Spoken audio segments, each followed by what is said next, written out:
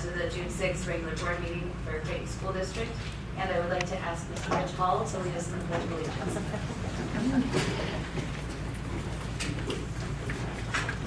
I pledge allegiance to the flag of the United States of America and to the republic for which it stands, one nation, under God, indivisible, with liberty and justice for all.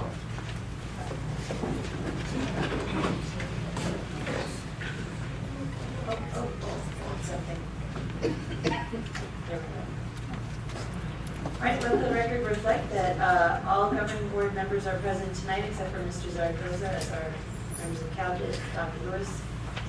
And we want to welcome everyone to tonight's board meeting and remind the audience of the request to address board cards that must be completed and submitted to the board secretary if they wish to speak to an agenda item. Board policy provides for 2 cards, white cards to be submitted in order to speak to an agenda item and blue cards to be submitted in order to speak during public comments. Policy also states there's a 5-minute maximum time limit for speaking. Due to the open meeting law, board members are not allowed to address items that are not on the agenda. If you do not want to address the board but wish to give your comments in writing, you can do so on a goldenrod sheet and all members will receive a copy. Approval of agenda. Move the governing board approve the agenda as presented. It's been moved and seconded. All those in favor? Aye. And that brings us to public comments, of which we have one, Miss Dorothy Green. Please. It's on a white card. Oh, sorry, you're so right. There are no public comments tonight, and that will take us to the superintendent report.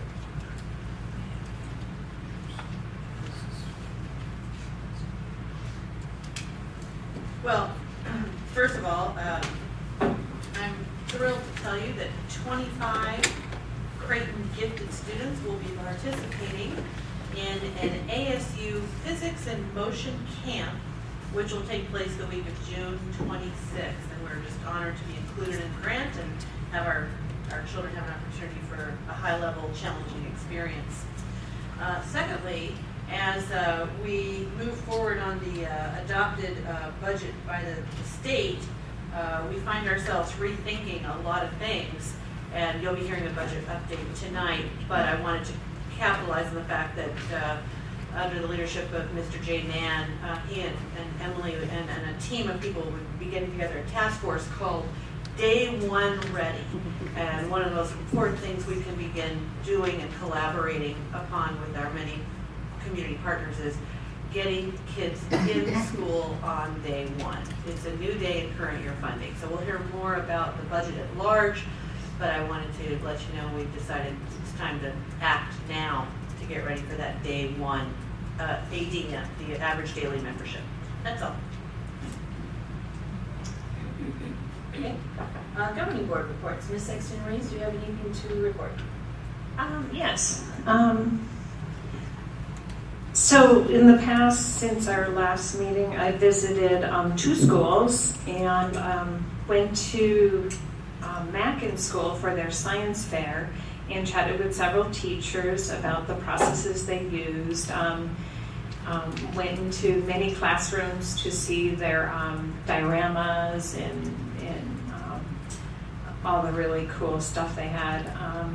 I was really impressed. And then more recently I visited Loma Linda School, walked around the campus with the new principal, also visited with the new principal, Ms. Pastor, and was really impressed with not only the garden they have that's right off of Clarendon, but there's another garden in between, I believe it's the 7th and 8th grade classrooms, and it's a garden that's actually closed up, but it's got an orchard, it's got fruit trees, it had a bunch of apples growing, lots of vegetables growing in it too. So I was really impressed with that. Also reporting that on Thursday I'll be heading up to Flagstaff for the leadership conference of the Arizona School Board Association that starts Thursday evening, runs all day Friday, in Saturday morning. So I'll be attending that Arizona School Board Association conference. That's it. All right. Ms. McSheffrey, do you have anything to report? Yeah, I have a couple things.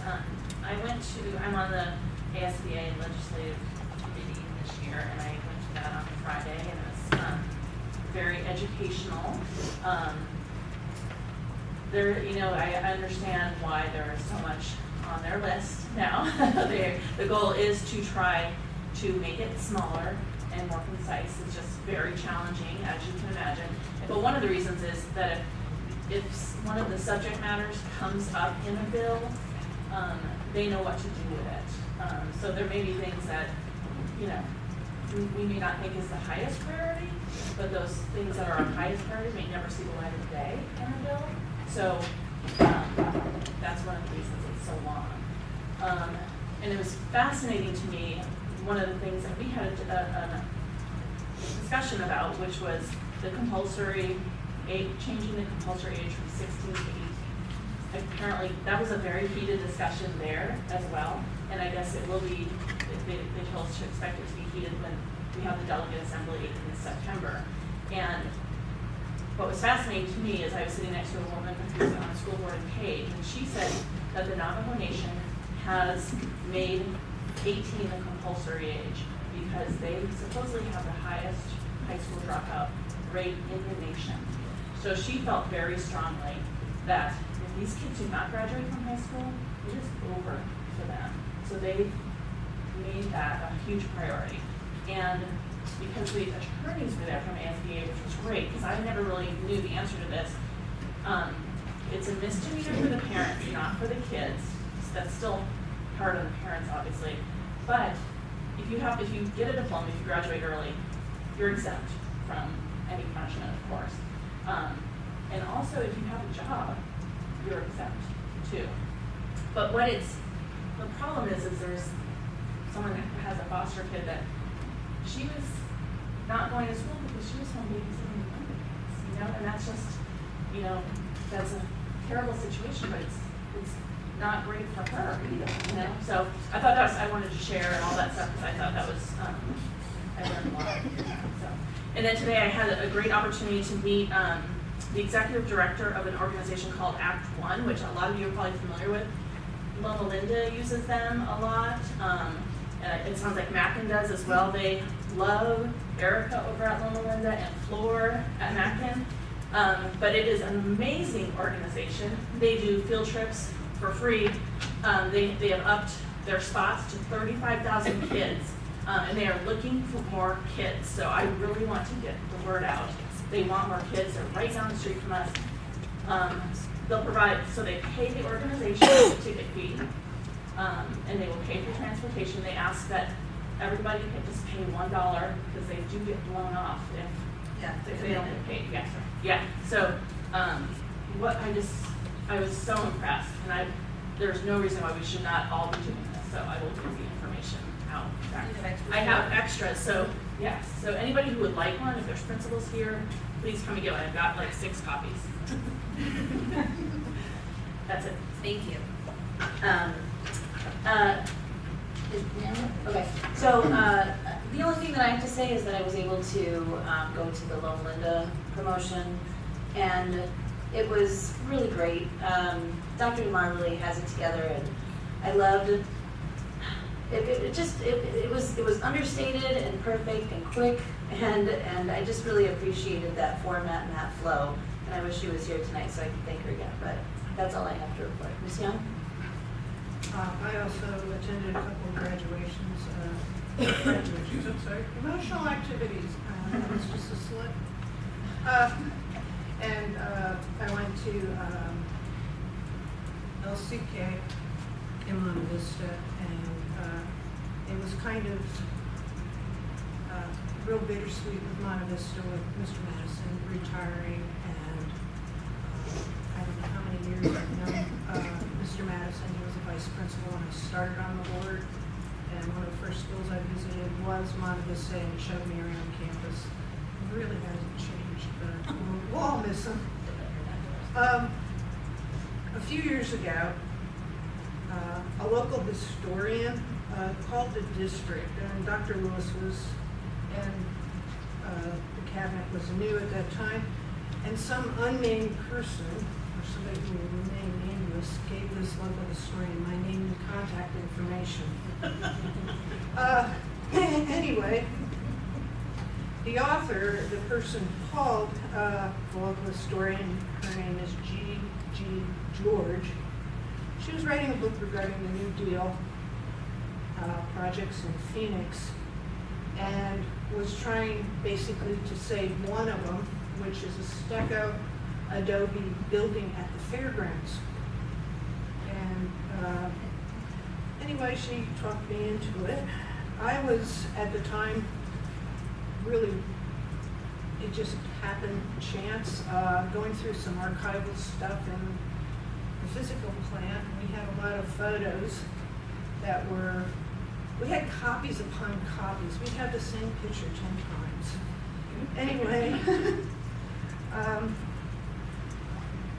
she was interested because what was our former boardroom, which is District Office West, was Phoenix Homestead's laundry room and meeting room. And the Phoenix Homestead was a New Deal act, so I kind of got some archival photos of that. They were copies upon copies of that, and the district gave permission for that. Well, last Friday, Gigi George contacted me, and her book's out. And she was offering me a free complimentary copy. And she had me at the word free. So, Gigi George has signed the book, and it's with thanks to the Creighton School District. And there is a picture of District Office North then and now. And I'd like to present it to the representative of the district, Dr. Lewis. Oh, nice.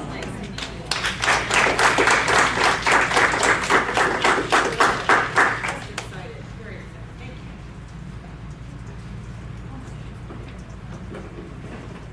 you. That's it. Thank you. All right, that will bring us to board consent. Oh. I move the governing board approve consent agenda items A through W in accordance with policy BEB. I would like to pull items, items O, P, and Q from the consent agenda for discussion. Okay. So then we'll need a new motion to approve the others. You said O, P, and Q. So Okay. that would be consent agenda items A through N and R through W in accordance with policy BEB C-R. Okay. It's been moved and seconded. All those in favor? Aye. Okay. All right, Ms. Young? These all have to do with the Junior Ambassador Program. Correct. I'm still doing hard copy because it wasn't working. I support the Junior Ambassadors wholeheartedly. I think it's so great for our children to have different cultures exposed to them. But I would like, with the idea, this is just Europe, USA, which is usually Washington or LA, and Sonora, Mexico. It's not the fundraising. I question, I'd like more information during the next year on these trips. Most of our children are Title I, and we're going to a different vendor for these trips. And I would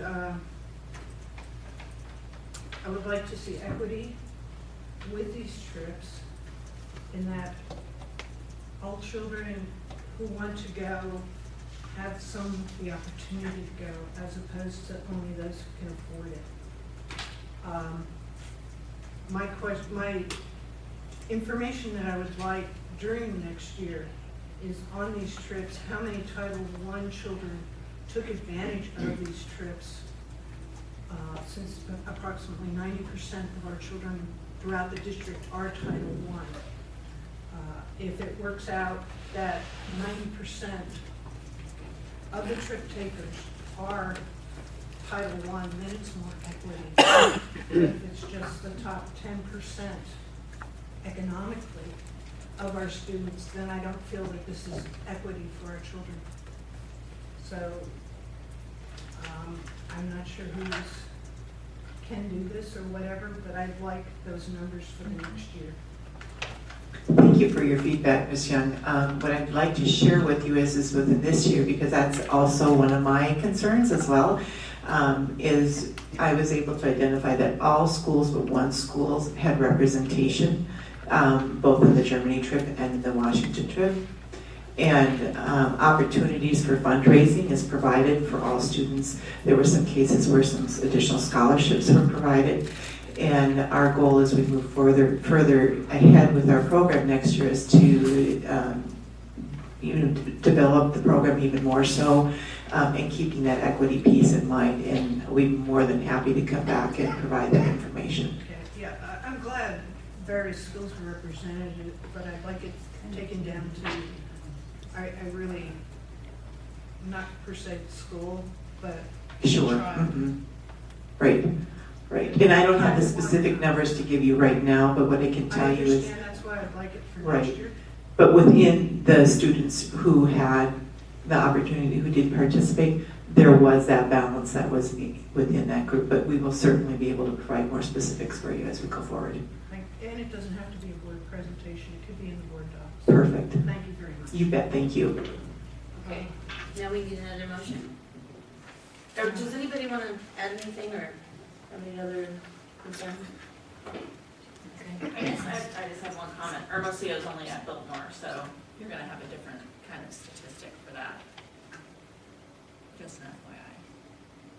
So perhaps breaking down each trip individually too would be Right. helpful. Yeah, Yeah. okay. Move the governing board approve consent agenda items O, P, and Q in accordance with policy BEDB-R. A second? Been moved and seconded, all those in favor? Aye. All right, that takes us to item 6A, educational services and the Zella report. President Castine, board members, Dr. Lewis, executive committee. It is our pleasure that we come before you tonight to share our Zella results for this year. What will be a little bit unique this year is that we have some changes that have occurred at the state level, and we'll be sharing that information and how it connects to the OCR issue that was addressed by the entire state, how it is, the ADE is still in the process of determining how they're going to establish the comparison rate from a state average, so we don't even know that yet, as well as taking a look at the same like districts and how their reports came back from them too. So it'll be a little bit unique in the sense of what has been shared, because we've got some unique situations this year with the uncertainty that lays out there because of those factors. So I introduce Dr. Dubin. Good evening, Dr. Miller, Madam President, members of the board. Good evening. Our presentation this evening will offer background information about recent changes that affect our Zella results. We will also be sharing what those results are for this year and the key findings that go along with those. We will compare our results to those of similar districts and describe our next steps as we seek to understand what these data mean in the new context that Dr. Peterson laid out for us. There are a lot of changes affecting not only the structure of the assessment, but what it means and how we strive to improve programmatically using these data in our schools. So just a reminder of the Zella assessment, what it is. This is our assessment that's used statewide. for all English learners. Every learner who comes into our schools and indicates that they have a primary home language other than English is given a placement assessment to determine what level of English proficiency they have. Azella itself measures English language proficiency in speaking, writing, reading, and listening. And students are reassessed each year until they achieve proficiency. And we get scores back that classify students into different language levels: pre-emergent, emergent, basic, intermediate, and proficient. Dr. Peterson referenced the Office of Civil Rights issue with the state of Arizona, and that's where I want to start this evening. It's important that we keep in mind that this is a statewide issue, affecting not only the learners in the Creighton School District, but all English learners in the state of Arizona. In 2015-16, the Arizona Department of Education was given direction to review the statewide program for English learners in order to verify that the needs of those learners were being adequately met. We in Creighton School District have always believed in high standards for our English learners. And so we support critical inquiry into these high standards because we're accountable, and we believe that those making additional decisions about these structures should also be accountable. Interestingly, what was discovered through this inquiry at Arizona Department of Education was that Arizona's EL students were being prematurely identified as proficient. And that's important because what it means is these students were being exited from the program before they had truly mastered the academic English necessary to succeed in mainstream classrooms. We found that the cut scores for proficiency levels were not set high enough. So as a result, there have been specific changes made to the program that we were implementing this year, and changes in the assessment and the cut scores that affect our reclassification rates as well as our levels of students making growth. So I'm very fortunate in that we have an expert in our district, Nora Castaneda, who has spoken with you many, many times. She's going to come and give you more specific information about those changes and our results for the year.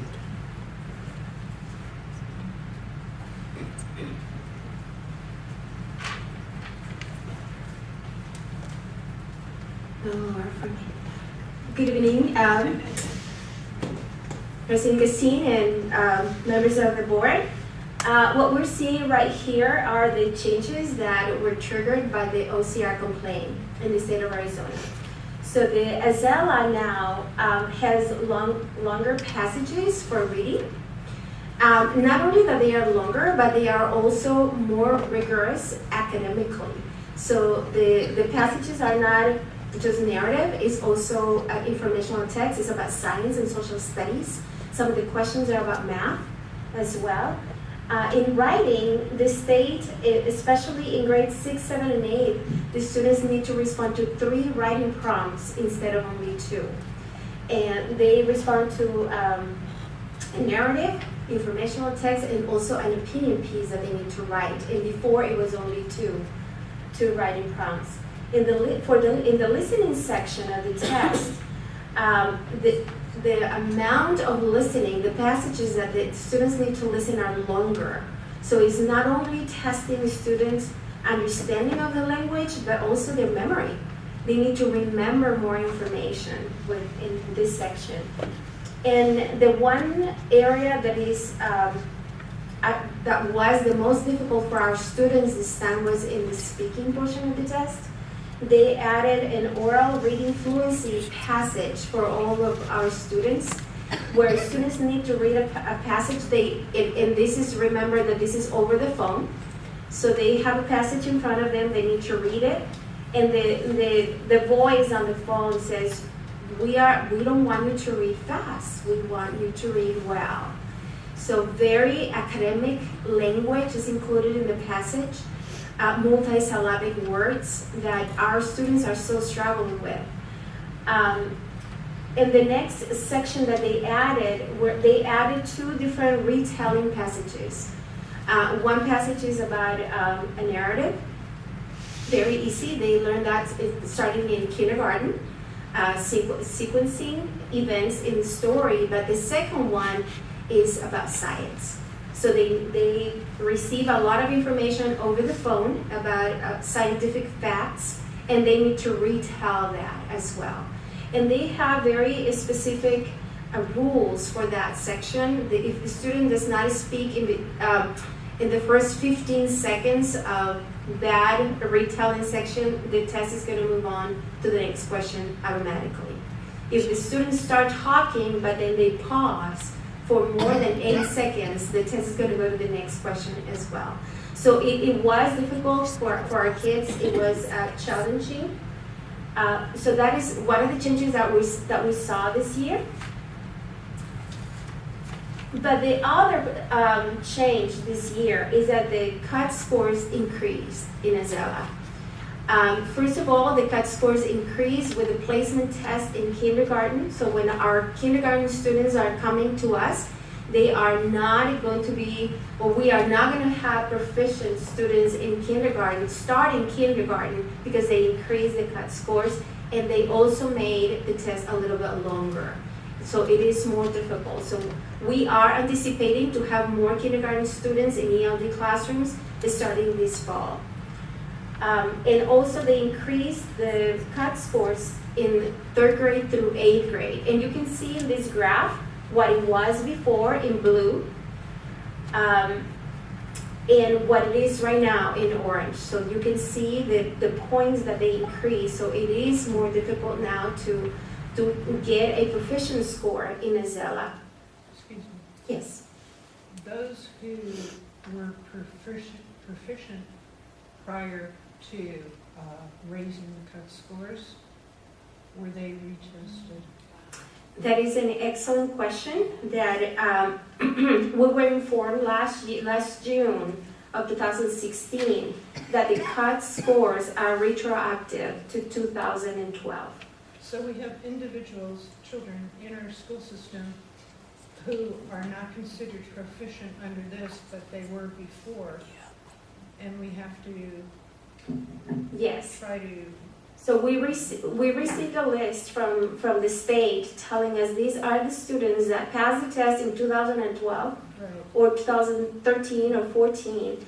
And now we needed to contact the parents and ask the parents and tell the parents the CUT scores changed. So your child was proficient, but it's not anymore according to the new CUT scores. And we needed to offer the parents tutoring after school or placement in an ELD classroom or an individualized language learning plan. The majority of the parents in the Creighton district chose to have after-school tutoring. but we get those who were proficient but are now not proficient. There's no extra funding for them. No. There is no extra funding. After-school tutoring, we put the bill for it. Title III paid the bill for it. Okay. Yes, it was through our grant that we were able to pay our The teachers. existing grant. The existing grant. There was no additional funding in Title III to cover this situation. And are those the only 3 options parents have? Or not to receive any services, Okay. nothing. I don't want tutoring, I don't want the ELD classroom, I don't want an ILB. I'm not interested, but we needed to retest the students with a new test. A lot of the kids passed the test, the kids affected by the OCR, but some of the students did not. So they were proficient and they became intermediate. And that's what happened to What us. amount of kids didn't pass, would you say, roughly? We had about 100 students affected by the OCR, by the CUT scores, by the change in the CUT scores. Maybe 70 students, I don't have the exact numbers with me right now. 70 students received after-school tutoring. And out of the 70 students, probably 40 passed the test again, and 30 did not. That's what we have. So so this is from 2012. we're only talking about kids who are still in our district, right? I mean, like, so Right. there's a whole group of kids who have now beyond the high school age. who- That is correct. That is correct. So the high schools were asked to do the same thing. Even retroactively with, I mean, like, the kids already graduated from high school or Well, the dropped ones out. that graduated from high school, that's done, that's the end of the story, but the kids that are in grades 10 to 12 or 9 to 12, they were affected by the cut scores. They're the students that are ELLs.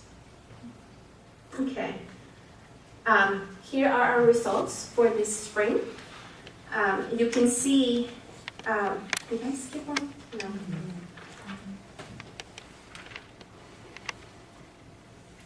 This is telling us the proficiency levels that we have after we received the 2017 scores from the state. We received our results on May 5th, and this is what we got. You need, one of the things that I can highlight out of this table is that several schools decreased very little in their reclassification rate if we compare to their reclassification rate from last year to this year. One of the examples is Excelencia School.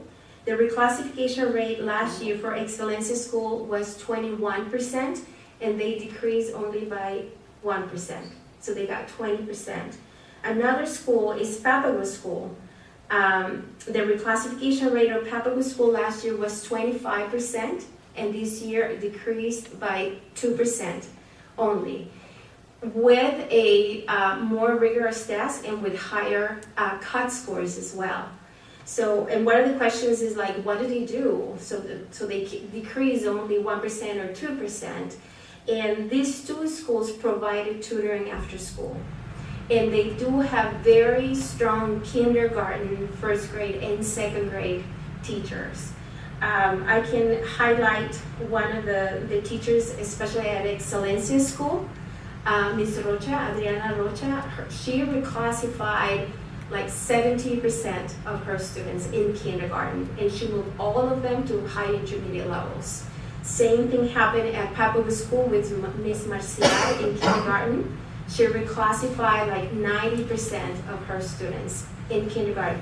That is the time when we have to do our work here in Creighton in kinder, first, and second grade. There's where the reclassification happens with more success. We also have schools that their reclassification decreased, but not by much, like Creighton School by 6%, decreased by 6%, Mackin only 8%. In last June, when the state, the assessment director from the state sent us a letter informing us about the changes in the cut scores and the rigor of the test, they were anticipating, predicting that as a state, our reclassification rate was going to decrease by 15 to 20%. And our schools are 1% less, or 2, or 6, or 8%. So several of the factors that we need to consider is tutoring after school, that what happened in here, differentiated instruction in mainstream classroom with students on ILPs, and also the stability of our kindergarten, our K to second grade teachers. And we do have some of the best teachers teaching in the ELD classrooms in K2. How long do the kids stay in the after school tutoring? Like, is it every day? And how? It's 2 hours per week. Okay. That's, they stay Tuesday or Thursday, it depends when the teachers can do it. Yes. Okay, I brought for you some information, some data from neighboring districts, just for you to see the trend and what is happening in the state of Arizona, what is happening around us. And you can see the Isaac School District, the reclassification rate also decreased by 6%, Pendergast decreased by 7%, Cartwright by 9%, Glendale by 7%, Roosevelt by 8%, and Creighton School District by 8%. So this is the pattern, this is a trend, what we're seeing statewide. And as I said before, the state anticipated that the reclassification rate was going to drop by 15 to 20%. These are our results. The state always measures reclassification, the amount of students that move to a level of proficient, and also the amount of students that move one level up in AZELA. Students that move from pre-emergent to basic, from basic to intermediate, or intermediate to proficient. So in our district moved, or our students, 37% of our students made progress in AZELA. We have about 1,500 ELLs in our district, and 555 moved one level in AZELA, moved from one level to another. But this is not the end of the changes. So next year, during the spring of 2017 and 18, AZELA is going to be online for grades, 3rd grade and up. So everything what they do now, right now the teachers put a CD in the computer and they listen to the listening questions and they respond in the test. The speaking portion of the test right now is over the phone. Next year is going to be over the computer. We are preparing now with the technology department. They are checking on our technology, our computers, our headphones with integrated microphones so that the students can speak and respond right there. So we have not experienced that yet. It's going to happen in the spring of 2018. And we'll see what happens, moving from paper and pencil to online. Another area that we would like to share with you is that we are getting ready. Our sleeves are up. When we received the letter about the changes, the retroactive cut scores, and everything, that we are working really, really hard to increase the capacity of our coaches to learn ELL strategies and methodologies to support the teachers. One thing that we implemented this year were AZELA dialogues. All teachers, every single teacher that teaches an EL student in our district saw the data, very specific by domain. How did they do in writing? How many points did they increase? What about reading? What about writing? What about language? What about the grammar? Because all that information comes in the AZELA reports. So teachers wrote goals for the students that are going to be passed to the next grade level teacher in the fall. We will have AZELA dialogues again at the beginning of the next school year so the teachers can read what the previous grade level teacher wrote and all the information that these teachers are passing, and so we can have a plan at the beginning of the year. We are also, right now, as you know, we are in curriculum writing. We are unpacking the ELP standards, making a better alignment with the new ELA standards. We are also digging deeper into Wonders and StudySync to find the accommodations and the scaffolding that needs to occur for our second language learners in the classroom so they can access what the native English speakers or proficient students are accessing as well. We are going to continue tutoring after school next year. And an area that we need work and we know that we have to improve is with differentiated instruction for teachers that are teaching students with ILPs in the mainstream classroom. More questions? What does that look like when they're in the mainstream classroom and they have an ILP? Or they don't speak, they just go with a regular classroom basically and there's adjustments? Yes, they are placed in a mainstream classroom where the majority of the students are proficient in English or are native English speakers. And it is very difficult, I need to be very honest with you, because a 6th grade teacher, for example, can have 3 students that are pre-emergent and 2 basic and 3 intermediate. And 2 speak Kinyarwanda and 1 speaks Farsi and the other one speaks Spanish. Like, the complexity of that mainstream classroom is high.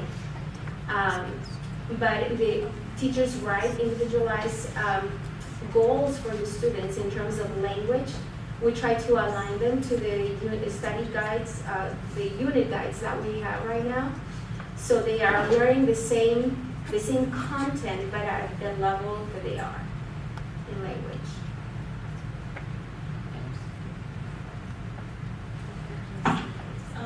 So you said the majority of the parents out of the, well, you said it was 550 out of 150 that were reclassified, is that correct? No, 550 students that made progress, that moved from one level to the next. So of the students who realized that they, that they had those options that you talked about before, did any at all choose to go back to an ELD classroom? No. And what you're talking is about the students that were affected by the OCR Yeah. complaint, that were proficient and now they are not because of the new CAP scores. Yeah. No, all the parents opted for tutoring. I just wondered if if we were suddenly going to need to be hiring more ELD teachers because of the parents' decisions, but it sounds like they all No. all chose Yes. tutoring. And in a handful, probably 5 parents decided, no, my child speaks English and I know he does, and he passed the test in 2nd grade and now he's a 7th grader.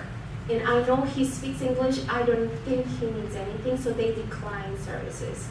And they could do that, but they cannot decline testing. That's the other part of this. So with the Title III funding that we use to pay for after-school tutors, it's not as if the money could have been used for other things, right? Yes. Yeah. But because of our state's decisions about best practices for language instruction, we now foot the bill for that.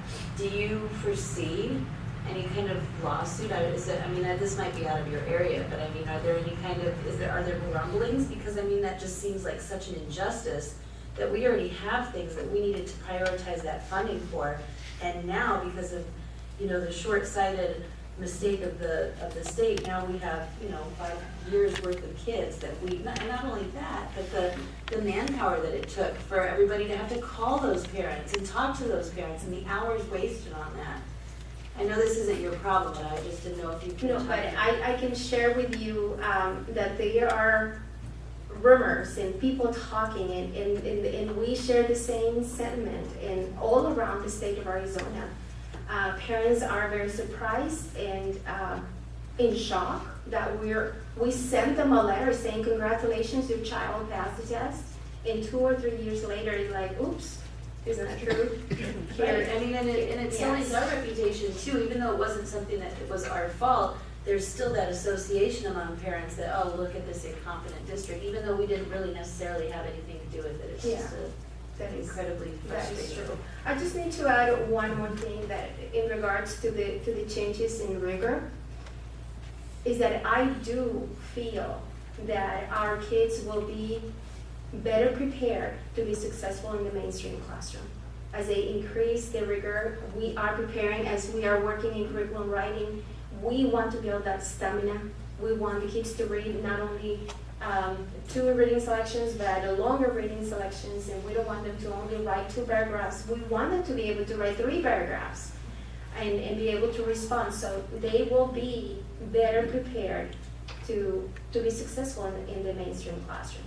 That's my hope for the future of our ELL students. Any other questions? Thank you so much. Thank you. Thank you, Dr. Dugan. I almost called you Ms. Dugan.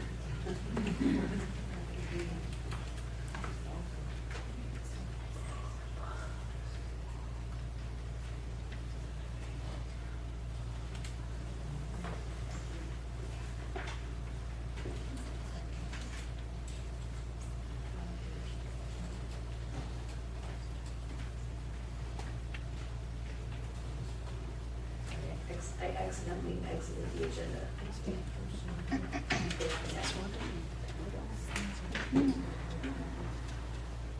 It's okay, I got it. All right, so we are on now item 8A, and that is the approval of principal coach for the district. Oh, well, yes. So, Madam President and Governing Board, the administration is happy to announce that a comprehensive search was conducted for a principal coach for the district. And the committee unanimously chose Ms. Diane Pesch, Dr. Susan Peterson, and Ms. Pesch will do a brief introduction.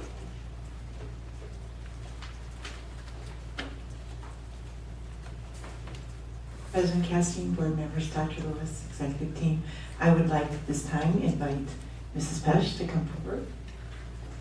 As she is coming forward, I'd like to share her background with you.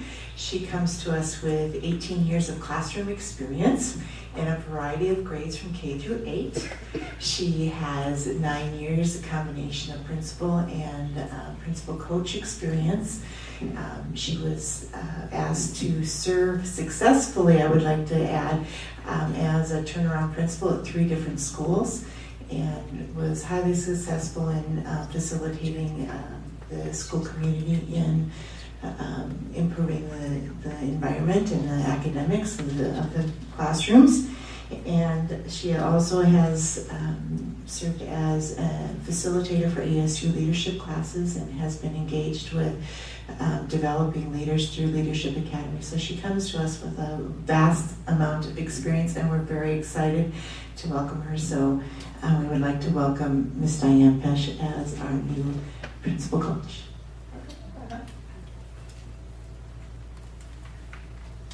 Good evening, President Castine, board members, Dr. Lewis. I'm just thrilled to be here at Creighton. I want you to know, I love to tell stories. When I heard about the position, I did some research, of course, and drove around the neighborhood, was very impressed, talked to many people about the district, and was quite nervous about interviewing because I haven't interviewed in many, many years, and almost didn't interview because I was just so nervous. And I walked into the interview, and as soon as I walked into the room, I could just detect this positive feeling within the room. And just right away, I was set at ease with the panel and left feeling just so at ease, because I felt like they made me feel so comfortable that I was truly able to answer the questions effectively. And when I left, I just wanted the job so badly because of the way in which the panel made me feel. And really, it was everything that I had heard about the district was just proven to me throughout that interview. So I want you to know that I really look forward, if voted on. Pending board approval. Yes, pending board approval. I really look forward to making a difference in the district and the lives of the kids.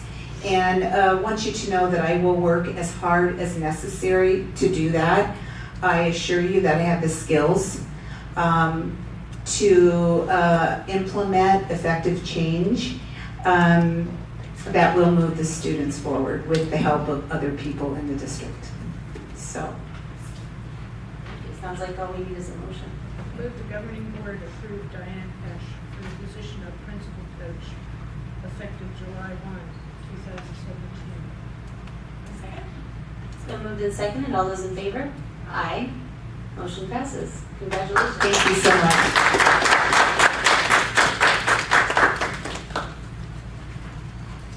All right.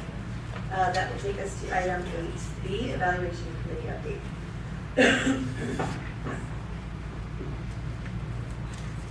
So, good evening, President Castine, members of the governing board and cabinet. I am very pleased to announce that we have a hard-working evaluation committee that has been going, oh my gosh, since 2006. And I'd like to have the representatives come forth because they will help with tonight's recommendation. So we'll briefly touch on Senate Bill 1209 and talk about the committee's work and recommendations and for possible action. So just a little history. The evaluation committee worked very hard on doing a crosswalk with our current evaluation tool and Senate Bill 1209 in preparation for the passing, because it passed through both the House and Senate. So we met and did a crosswalk. We did lots of conversation, and interesting enough that it was on the same night that this was vetoed by Governor Ducey. So, but with that, some of the recommendations we found were in line with Senate Bill 1290, and I would like to turn it over to the committee for their sharing of that.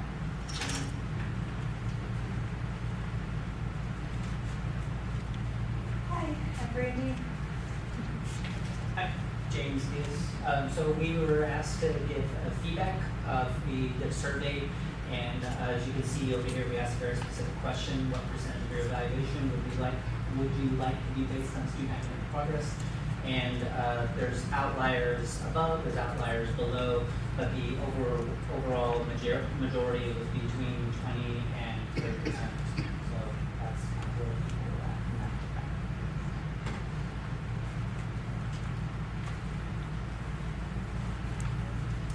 As Dr. Lugo mentioned, although it was vetoed, we did come up with some recommendations. So the first one that we looked at was actually taking out the 10% school-wide data, but not for all teachers. It was just for teachers who do not have valid and reliable pre-post data. So not all of our B teachers, but it would only include response intervention teachers, special ed, and TOAs. So that 10% would stay in there only for that group. We did look at continuing the use of statewide assessment data. The committee said let's continue to use AC Merit and Azella included in there.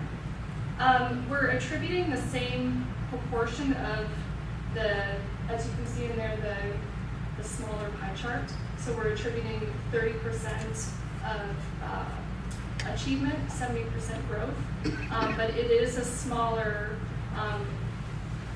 classroom data overall. So we went from 45 down to 30%. And we wanted to also, which increased the classroom observation to 70%.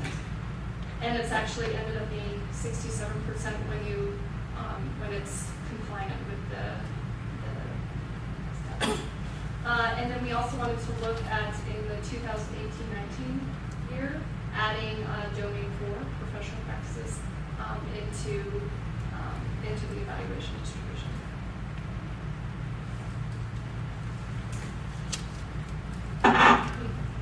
Help me remember, when you say professional practices, could you, because I'm not necessarily as familiar with Danielson as I am with the TCTF, which is what we use at where I work. So maybe, yeah, what is? So thank you for asking. And it really, next year is the exploration of Danielson's Domain 4 with the professional practices. Domain 1 is the lesson planning. Domain 2, the classroom management, classroom environment. Domain 3, the instructional portion. And then Domain 4, the teacher's professional practices, which we need to be very careful. If it's things that are required by the law, our attorney advises us not to make that part of the evaluation, because if they are not compliant, you want to use progressive discipline. But yet there are other professional responsibilities, such as contributing to your PLC, sharing some leadership roles, mentoring others, that really show a progression, the difference between a teacher who might just be entering into the profession and those who have been there for a long time.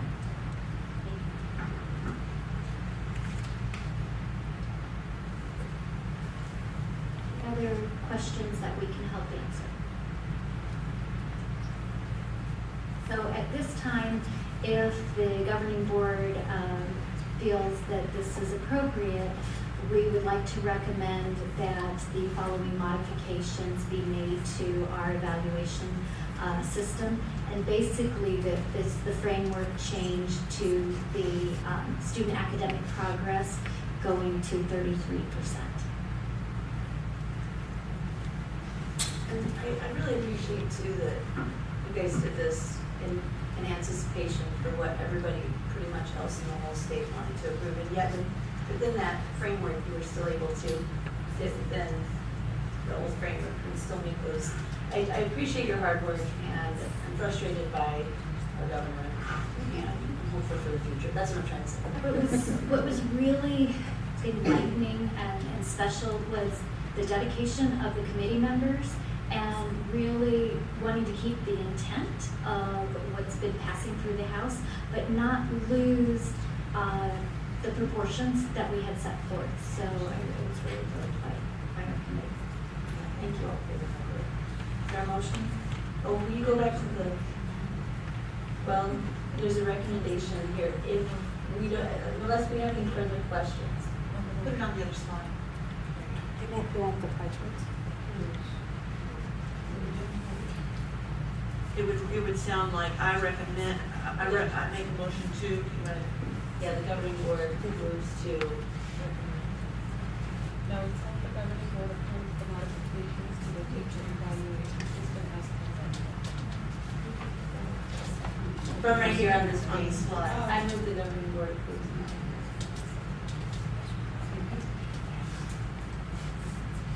I move the governing board approve the modifications to the teacher evaluation system as presented.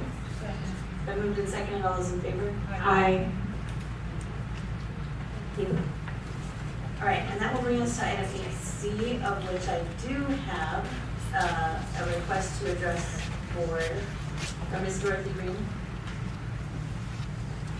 And this is regarding proposed revisions to governing board policy GCCA. It's our first reading as a board, to give you some context. And I just wanted, good evening, board and cabinet. I just wanted to take a few minutes real quickly to let you know of kudos to some of our employees who pay very close attention to what goes on at the board meetings and look on board docs even when they can't be here in person, are paying attention to the different things that you're discussing, because the more involved and the more our employees are aware of the different things that are going on, the better they're connected to everything that affects them and affects our work. And then I wanted to give kudos to, so when this was posted on board docs, we had several classified members who had lots of questions about this moving forward. This is the policy related to the Proposition 206, not the minimum wage portion of it, but the accrued leave and the sick leave and things like that. And they have really good, intelligent questions about, well, if I've been an employee for a long time in the district and I've received this much accrued leave, is this going to now take away that? Is it going to lower that? And obviously, in my opinion anyway, and luckily in the opinion of our HR department, the intent was to bring on sick leave for more employees, not reduce sick leave for employees that were already getting that benefit. It was to help those part-time classified staff that were previously ineligible to now have that as a benefit and as a right going forward, along with raising their minimum wage. So I'm just really, really pleased that with those kinds of questions, when we were able to reach out to the HR department, we received really positive information that I don't think is necessarily in contrast, but may be in contrast to what other districts are doing, and they're being very generous as a district in how that's being interpreted, so that it's not hurting any classified employees that are already getting these kinds of benefits. It's only helping that next group enter it. So we were able to allay and calm the nerves of people who are like, wait, we're at 40, because if you read the nitty-gritty of the law, it could be very stringently interpreted to mean that, wait, I used to be able to accrue 100 hours per year, I'm making this up, but and then now I can only get 40, which is a huge reduction, but luckily our HR department has really gone above and beyond to support our classified and really help them feel valued, which isn't always the case in a lot of situations. So just kudos to the district and the board who follow the district's guidelines. Thank you. All right, so this is the first reading of what Ms. Green was talking about.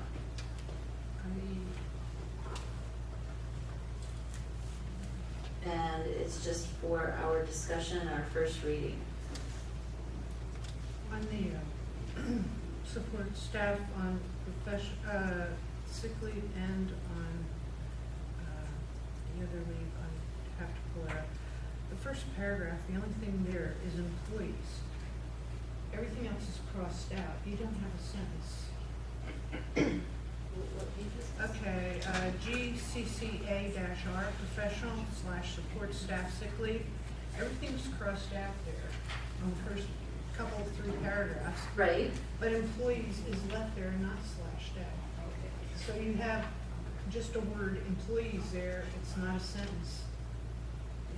That is a typo, my apologies, that employees should be struck as well. Okay, It should that's start on- with accumulation.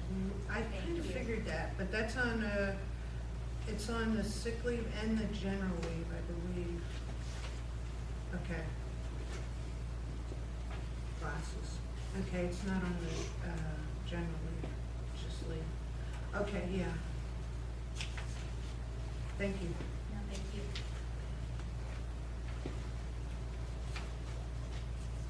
Is there any question or discussion over the content of this particular policy? We'll be bringing it back in 2 weeks, so there is time for you to drill down. You can do it through email to me, and I'll work with Dr. Lugo and Jennifer.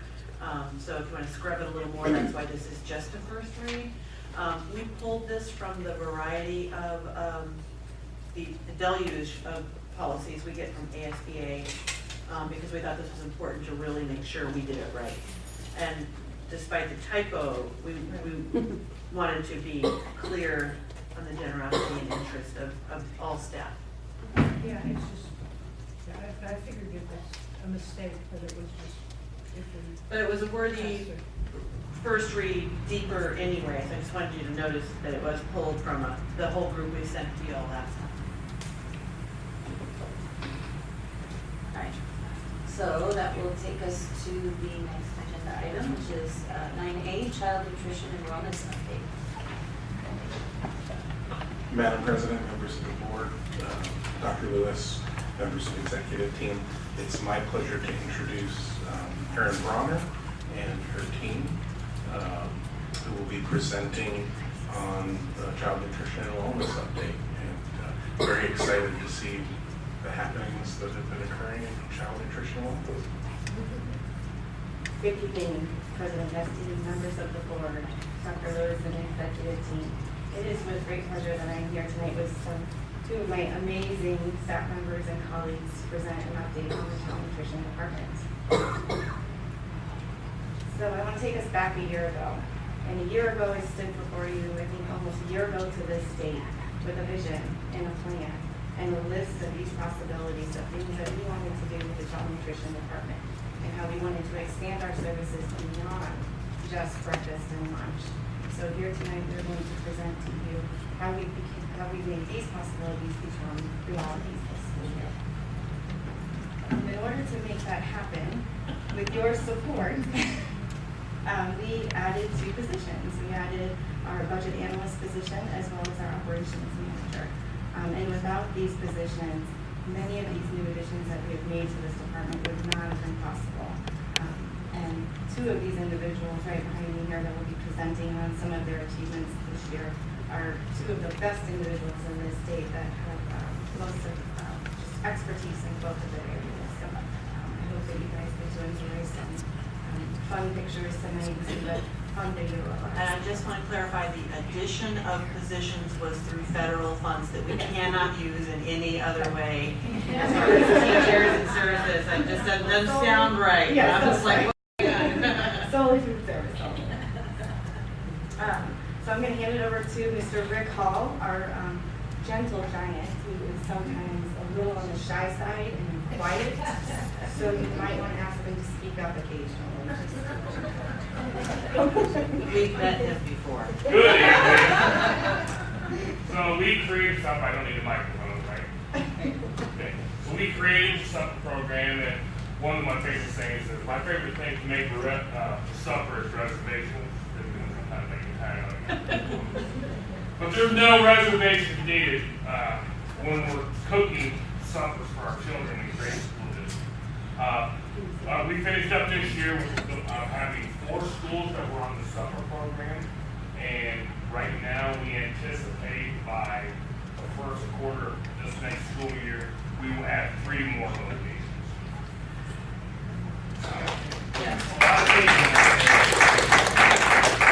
So we also did the supper program, and we tried to expand it from what we used to do, and can't feed children if they're not going to come to you. So we went to the children. We collaborated with transportation. We have bus drivers, we have buses, we're going out to a total of 17 different locations. So we're going to the children to make sure that these meals are fed. And by increasing the number to over 100,000, which is our goal, next year is 230,000, we will just keep blowing up until all these kids are fed. But by doing this, we get a great staff that gets to work when normally they're off work. So as far as an employee retention program, the supper program really works very well. There's a picture of us on the bus. We have the kids having fun. We enjoy talking to them. And you know what? It's amazing to see another department, transportation, sees what we do, we see what they do, and the collaboration is phenomenal. Thank you. I have a question on the bus. So you have meals on the bus and you bring them to the kids and they take them in like a little doggy bag or something back to their house? Doggy bag works great. I like that. Yeah, absolutely. Probably a styrofoam clamshell. We But get all the meals together. One bus is 270 meals, and we go out and it goes over to McDowell's apartments in the street right in front, because there's 100 children in those apartments at 25th Street in McDowell. Okay. Then it goes over on 26th Street in Portland. Big street, on houses, 130 kids within 3/4 of a mile. So we're trying to get them clean. And then we go park right in front of Gateway School and try to take care of all those kids in the community that aren't in the school program. We invite you to come join a ride with us on the summer. That would be great. It's a lot of fun. Yes, it's just got, this is its first year, so it's definitely picking up every day, so it's a ton of fun. you're doing that every day throughout the summer? Yes, Monday through Friday. Wow. Well, we have 2 buses actually, and each of them have 3 stops, so I'd be happy to, I'll send Hilda the information on when the buses leave. Please join us. It's a lot of fun. Are they air conditioned? Yes. May not be cool. So as you can see, our expanded services have really taken off with supper and summer. But many of these achievements would not have been possible without some community partnerships. So we've met, this is just a small list of some of the community partnerships that we have reached out to this year, that we have partnered with, we've met with, to talk about our current goals and our future goals, because we know many of these programs wouldn't be successful without them also being a part of it. So that is our expanded services. We're going to shift gears here now, and we're going to take a look at some nutrition education. Are you going to highlight this particular slide? Sure. I was just thinking that there's some unique quarters. I think there's a new community advocate. I want to just have you address a couple of the bullets. Yeah. With Danita. So Danita Yeah, and is... NCDPH. Yeah, so Maricopa County Department of Public Health has been a huge partner with us for many, many years. They are helping us get nutrition education into the classrooms and advertise about some of our summer and supper feeding programs. Danita Jelani Rios is actually a neighbor in the Creighton Elementary neighborhood, and what she has done is she has allowed us to be our bus right in front of her house. So we have to get an individual to sign off allowing us to do that in order to feed the meals. So she's been a huge partner for us, and that we so much appreciate. Creative Community Foundation, the supper feeding program over at Gateway, is a huge success because of their support with the program and the advertising of the program. So the list can go on, but this is, those three will definitely deserve some credit. As we move over to nutrition education, I'm going to hand it over to Brianne Burr. She is our secret weapon. She is hidden in the office, and she has done tremendous work with our menus this year, as well as starting some online resources and tools for our families and students. I'm going to let her highlight some of those programs. Good evening. So, nutrition education in the classroom, let's talk about it. So we're expanding our services to teachers and students by providing them adventurous learning opportunities with our nutrition education. So we try to include things other than nutrition and wellness, so math, science, art, and STEAM, not just STEM. So really expanding how we teach as well, which is really fun. So this image here is of our Edible Ed cooking cart that was made this year. We've gone out in classes. This particular one, we were teaching about the wonderful world of eggs. So not just what we can cook in our eggs, the different ways to cook eggs, but what's the chemical and physical change that actually happens when we're cooking, and what is happening in the induction burner on a molecular level, and so many more things. So the opportunities and the topics that we can teach are really endless, so we're excited to expand on that. These are pictures from one of our lessons in Community Ed. We did a fruit lesson plan with these kiddos. This was on Valentine's Day, so they made like Cupid's arrow fruit kebabs. It was really fun. So these pictures are from the District Wellness Fair. We talked about all the awesome parts about school lunch, and then on the right-hand side we have Read Across America. We served up some awesome green eggs and ham. They were a little bit scary to eat, but I think the kids liked them a lot. I'm sure a lot appreciated all my great news up there. So next I'd like to move on to online resources. So something that we started at the beginning of April was we launched our NutriSlice website. I know this was a goal of Erin and mine when we started the year, so we're so excited about it. It truly offers more than just the menu online. We have nutrition information, we have allergens, language translation, and printable reports, which I'll go into a little bit more. So this is the home page. I don't know if you've been able to explore it very much, but I'll kind of go through it. If you have any questions, let me know. But the first step is just to choose the school from the drop-down list. And then it will bring you to the slide where you can then select if you would like to see breakfast or lunch menu. So here we selected lunch for Creighton Elementary School. At the top you can kind of see all of the entrees, and then it goes into all of the side items as well. So then if you hover over or click on one of the entree items, this kind of window will appear.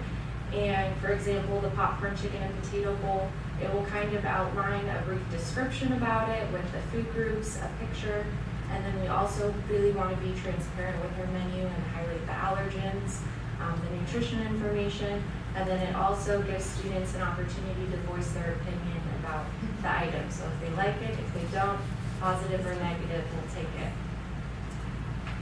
So then on the right-hand side, this kind of shows a bunch of different aspects of the menu. So I really like this tool. You can print the menu, you can select different languages, so it can translate to 8 different languages currently. We're building on this a little bit more too. You can do carbohydrate counts, so for people or staff or students with diabetes, it pulls a really awesome report on all the carbohydrate counts.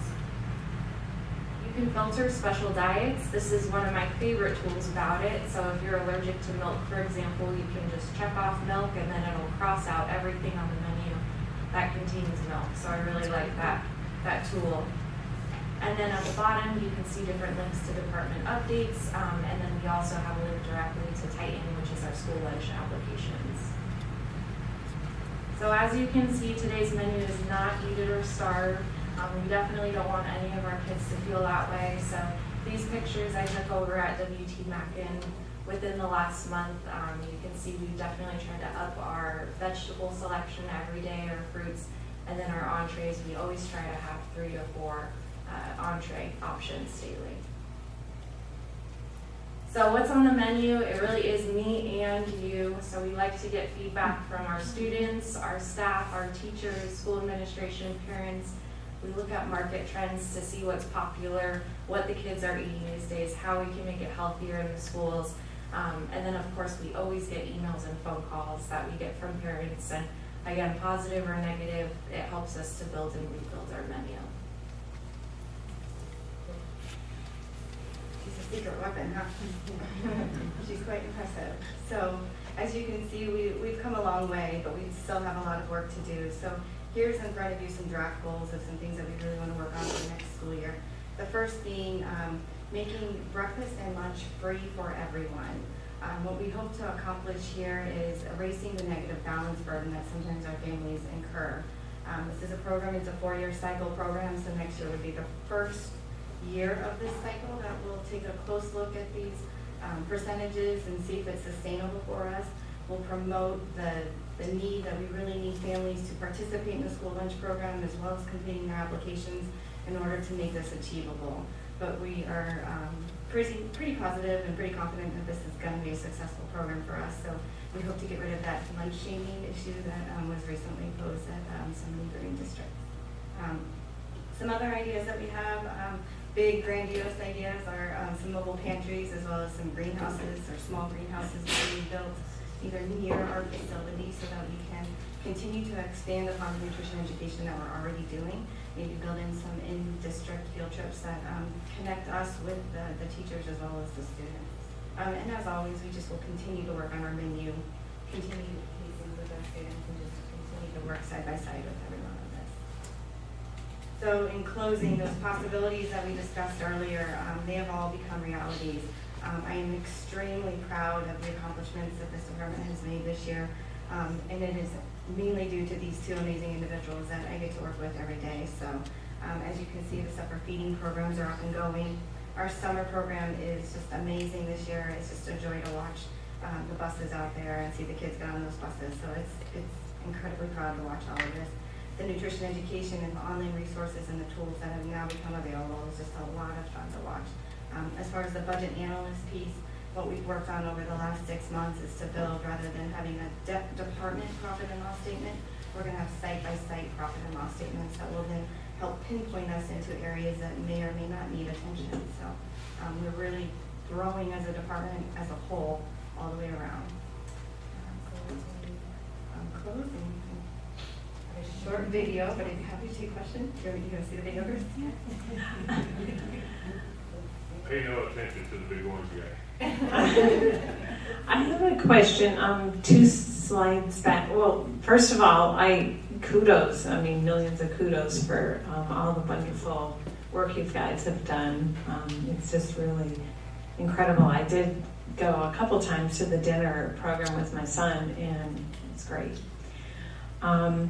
And I noticed something sparked my interest a couple slides back. I can remember what it said, so you don't have to worry about that. But it said greenhouse. So when you say greenhouse, do you mean like something with glass on it? There's plants, glass on the outside, and there's plants that grow inside vegetables. Microgreens, vegetables, really start to build a sustainable program that will hopefully eventually support some of what we do. Build upon the gardens that are already out at the sites, and really just try to incorporate us with them as well. So, it probably will come next year, but it's definitely a goal of all 3 of us that we share, that we'd really love to see this happen. Would it be at the food service site? Yes. Or the canal? Yes. Cool. Thank you. And again, ignore the really big giant orange.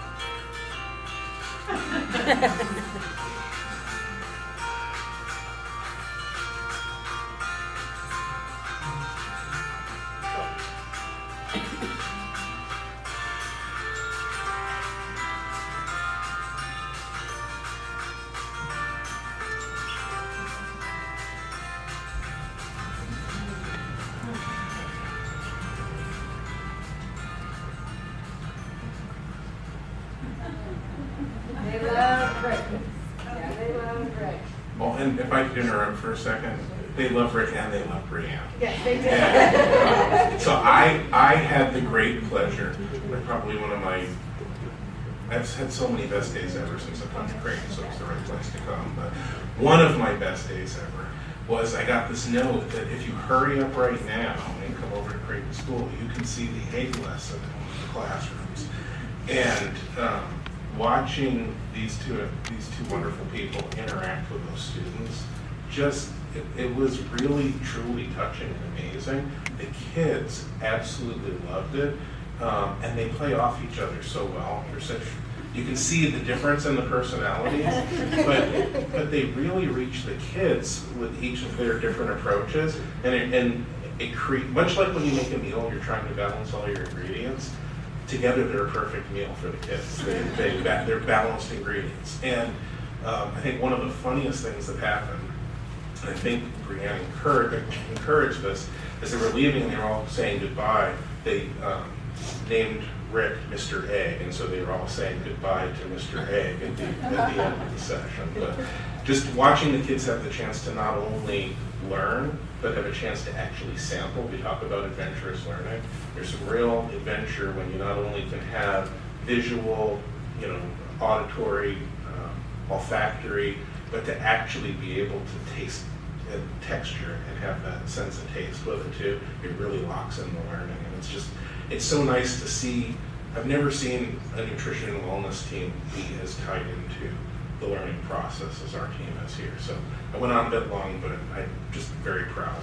We got the just the best team ever. So it's just fun to come to work every single day. I want to say you all my heroes.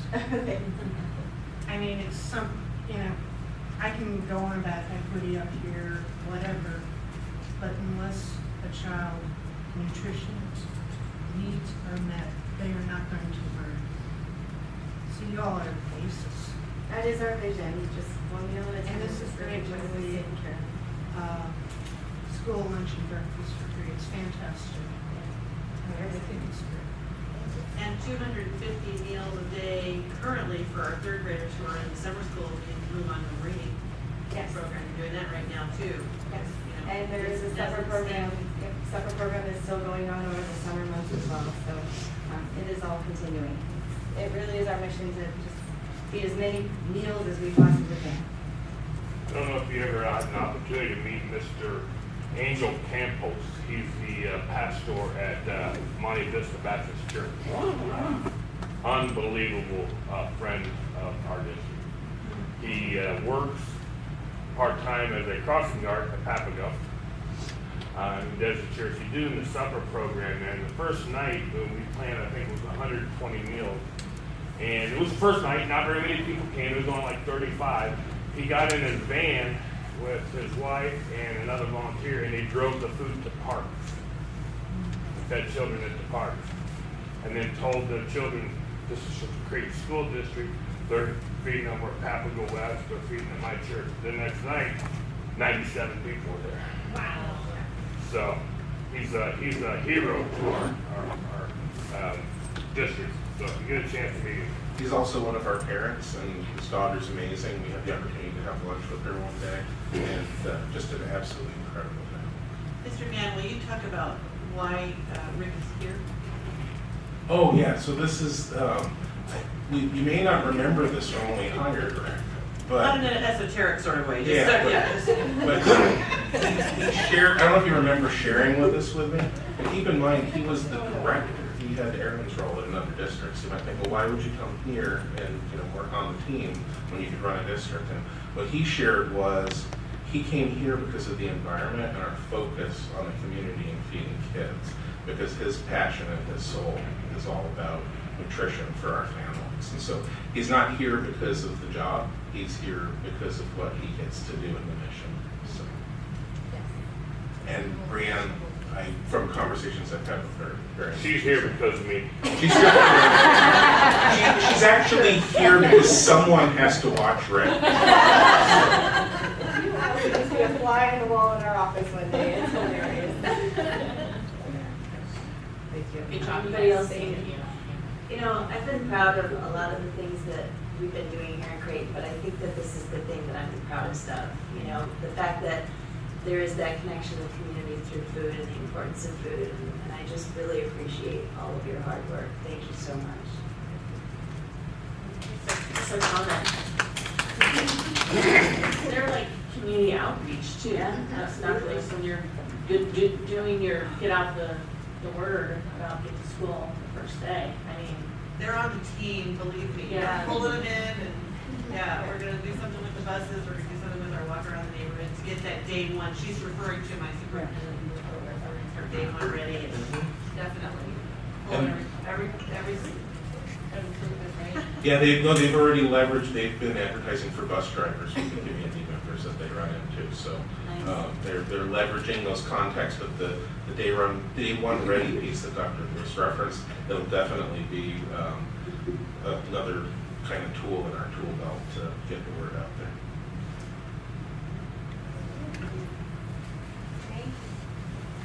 All right, that will take us to agenda item 10A, legislative update and state budget. Go ahead. I don't. Yeah. Do you want to discuss the bill or contextualize it or anything like that? Let's move. We all know that we live in Arizona. Okay, so future agenda items. Does anybody want to add Well, anything? do you want to do budget? Yeah. Yeah, sorry.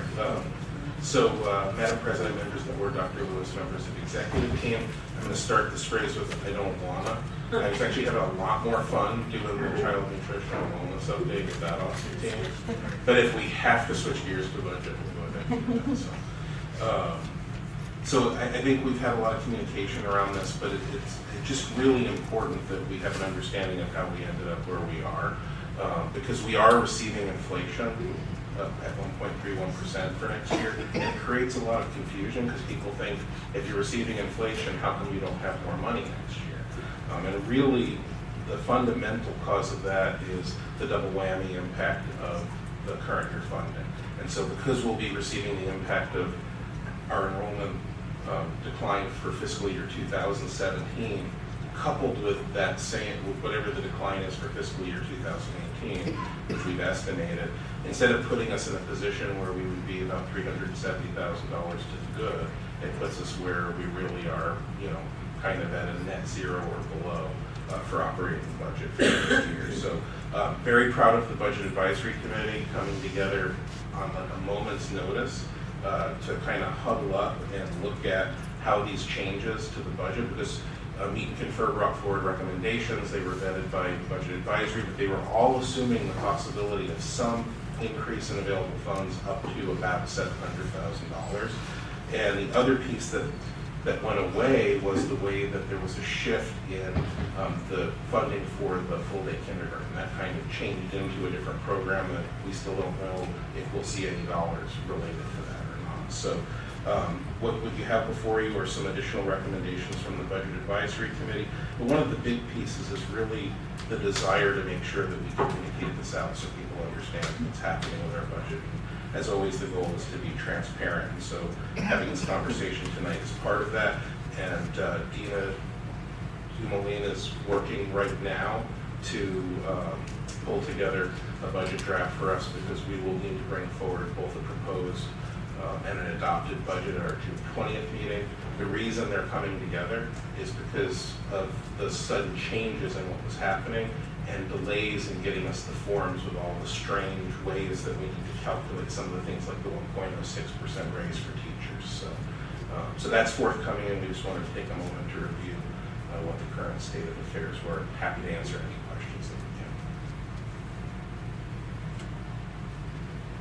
I'd like to point out too that there's a spot here, Dr. Lewis and I were talking about earlier, the 1.06 teacher increase. Oh, it's 0.06. I thought it was 1.6. I got so excited about that 0.6. But it's going to be separate checks and two distributions, and it's, let's say that you make $40,000 a year. That's, like $400, and then after taxes. Gross before taxes. Yeah. So, just to put it all in perspective, and then taking into consideration, like you said, the current year funding, it's just, it's really insulting. And there was a lot of frustration from the Budget Advisory Committee because Creighton has always been the Creighton family. And as a family, and that was one of the first things, when all of us as, new members of the family came on board, felt was being welcomed into the family. One of the things that we noticed right away was when we make decisions, we do it for the whole family. We don't, break the family. Oh, sorry, cousin Susie just not going to get dinner tonight. You saw, we're feeding cousin Susie. So to have the state kind of pit our subgroups, our different groups of people against each other, you have now a disparity of 3 different classes of people. You have teachers who are receiving this really oddly constructed 1.06% raise, and even within those teacher groups, some will get it, some won't, based on really arcane rules. And then you have the groups that are affected by Proposition 206 because they may have earned $9.50 an hour last year, and then they got bumped to 10 and then $10.50, so they received a 10% raise. And then you have everybody else who just kind of gets left behind. And when you look at what this district has done through recommendations from our own teachers and our own staff and community members and the board's wisdom, when we looked at things like the tiered raises we did the other year to try to create better equity. So we talk about equity with our students a lot, but we also try to create equity for our staff as well. And what's frustrating about this is in an environment where we're trying to create equity, the state's really undermining those efforts on our part, and the team really was a bit frustrated by that. All right, future agenda items, does anybody have anything they would like to put on a goldenrod sheet? Yes, I have. Yes, I have one. I'd like to look at a few things about the SROs that in our, did we say 7 schools?